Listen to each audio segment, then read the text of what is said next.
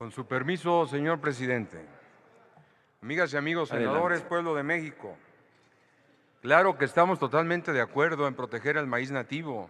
Pues va acompañado el maíz nativo al mexicano desde su origen. Es parte de nuestra esencia, es parte de nuestro presente y tiene que ser parte de nuestro futuro. Hay que cuidarlos, indudablemente.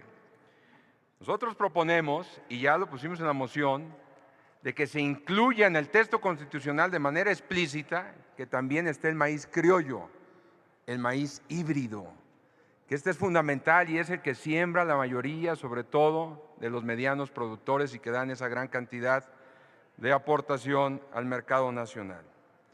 Por ello, hoy les vengo a decir, el maíz nativo ya tiene una ley que es la Ley Federal de Fomento y Protección al Maíz Nativo, que fue promulgada en el 2020. A la fecha creo que no tienen instalado el Consejo mismo.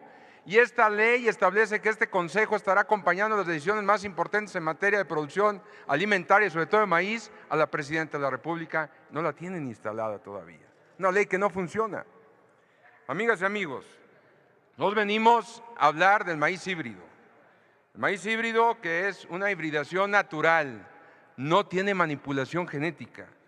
Se ha adaptado a diferentes suelos, climas, ha sido más resistente a las sequías, a los fríos, nuevamente se ha adecuado a las diferentes regiones del país, por lo que permite ser mucho mejor, más eficiente y más competitivo y tener mayor productividad. ¿Qué es lo que requerimos? Que tenga certeza jurídica en el texto constitucional. No estamos tan lejos de estar de acuerdo.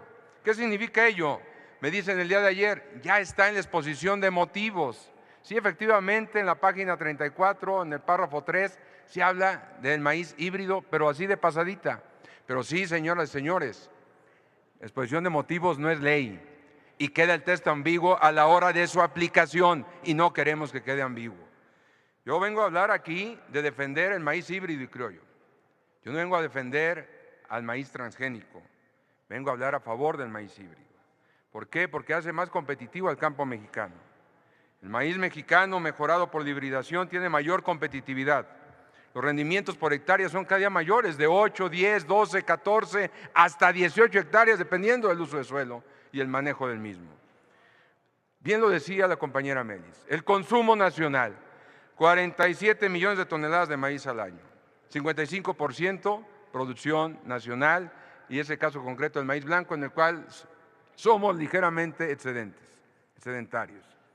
Ahí ese producto literalmente va encaminado a la tortilla, a la industria de la masa y la tortilla. Pero ¿qué decimos del 45% restante? El maíz amarillo. Y aquí está la incongruencia. El 90% del mismo lo estamos importando, ¿sí? Sobre todo de Estados Unidos, estamos importando de Brasil, de Argentina. ¿Y qué creen? Ese maíz es esencialmente transgénico. Y sí es para el sector pecuario, pero al final del día se está traduciendo en una total incongruencia. Estamos comprando maíz transgénico y ahí lo vemos también en los cereales, lo vemos en las frituras, lo vemos en la fructosa, lo vemos también en los aceites, etcétera. ¡Qué incongruencia! Cada día partiéndole más el maíz a nuestro país. Necesitamos un campo productivo, amigas y amigos, competitivo. México debe impulsar ese campo productivo con financiamiento. Tenemos que hacer con seguros contra gastos catastróficos. Hoy con el cambio climático tenemos que estar preparados, sobre todo al campesino que más lo necesita. Mecanización agrícola, transferencia tecnológica, sistemas de riego, coberturas ante la caída de los precios, que cuando caigan los precios en los mercados, el campesino al final del día, si no ganó, al menos que no pierda y tenga lo necesario para volver a sembrar en la próxima temporada. Estos apoyos son esenciales para la productividad. ¿Y qué pasa con el presupuesto mexicano? De los más bajos de la OCDE, por no decir que ni pinta en los 54 países que pertenecen a la OCDE.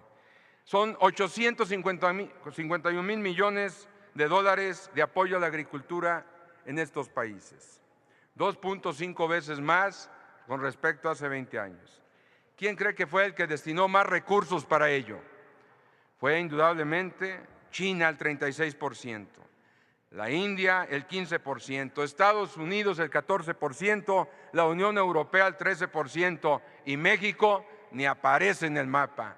El campo abandonado. El campo no está siendo tratado como se debe. Amigas y amigos, es importante que implementemos políticas públicas similares para poder ser competitivos y no depender del exterior. El campo no debe ser considerado como un botín político. Tradicionalmente se le ha dado esa figura. ¿A qué se refleja? Programas que promueven no la producción, sino la votación. Así se le ha visto al campesino y esto no debe ser así. El campo es importante que dejen de estar los intereses partidistas, políticos, y al contrario, dejemos fluir la producción, la competitividad. Dejemos fluir a un campo que sea realmente fuerte para nuestro país. ¿Qué necesitan los campesinos? Precios justos, precios que les permitan seguir saliendo adelante en el campo. Deben recibir un trato digno. Yo sí creo que los precios de garantía han sido una promoción que se ha hecho en este gobierno, pero todavía les deben dinero de hace 2 años. Ni siquiera el más bajo costo se ha podido cumplir para con ellos. Si hablamos de soberanía alimentaria, pues no está en riesgo. No la tenemos, simple y sencillamente, amigas y amigos. ¿Por qué? Porque hoy, literalmente, somos el país, en estos 2 últimos años, México era el segundo país más importador solamente después de China. Déjenme decirles que ahora México es el país que más importa maíz a nivel mundial. De ese tamaño es nuestro orgullo. ¿Qué está pasando?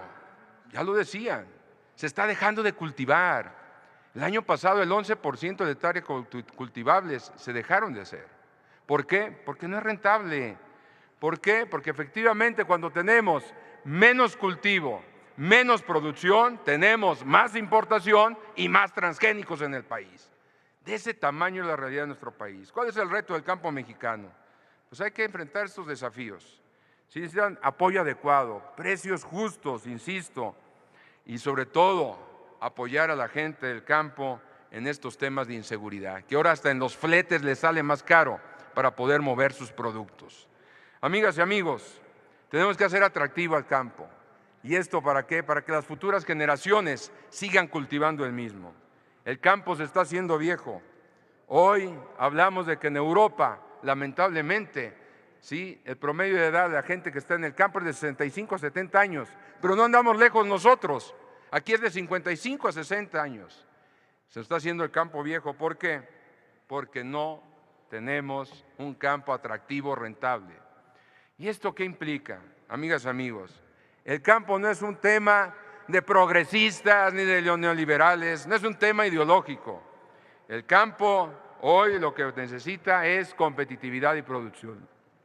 ¿El reto cuál es?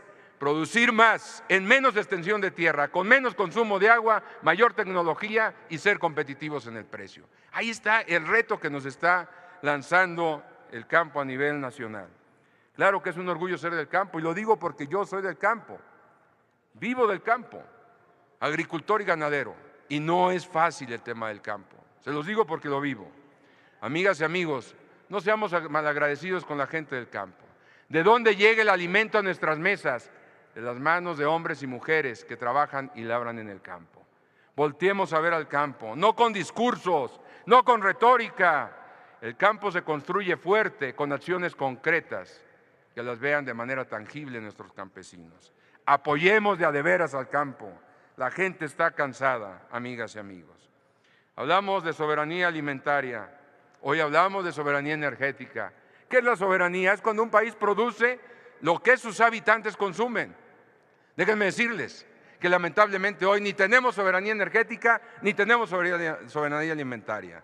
Hoy no producimos lo que nuestro país necesita. Hoy tenemos gasolinas caras, diésel caro para el campo. Hoy las tortillas son más caras las que están en la mesa de los ciudadanos.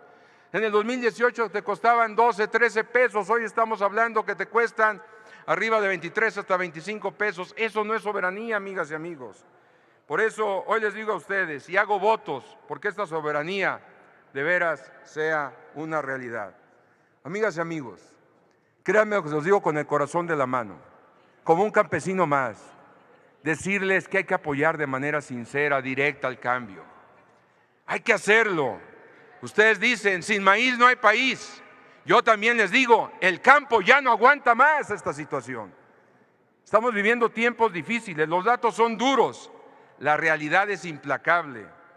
Estamos ante una bomba de tiempo que terminará cada día más con el abandono de nuestros campesinos en el campo y cada día de mayor dependencia del exterior. Claro que sí, mi estimado presidente, hoy ando emocionado. Amigas y amigos, yo le voy a decir una cosa. Estamos totalmente de acuerdo y nos sumamos a la iniciativa. Nada les cuesta la arrogancia de hacerla a un lado y la soberbia misma. De entender que poner en el texto constitucional el maíz criollo e híbrido daría certeza a nuestros campesinos mexicanos para seguir tratando de ser más competitivos y que obviamente defendamos al campo. Si se integra este texto, si se integra esta propuesta al texto constitucional, no lo duden, estaríamos votando a favor. Si no, de otra manera, no lo haremos. No dejaremos a la aplicación ambigua del tema híbrido a quienes apliquen las políticas públicas en este país. Es cuanto, señor presidente, y apoyemos al campo de a de veras, no con discursos, no con simulaciones. Muchas gracias. Muchas gracias, senador Márquez Márquez.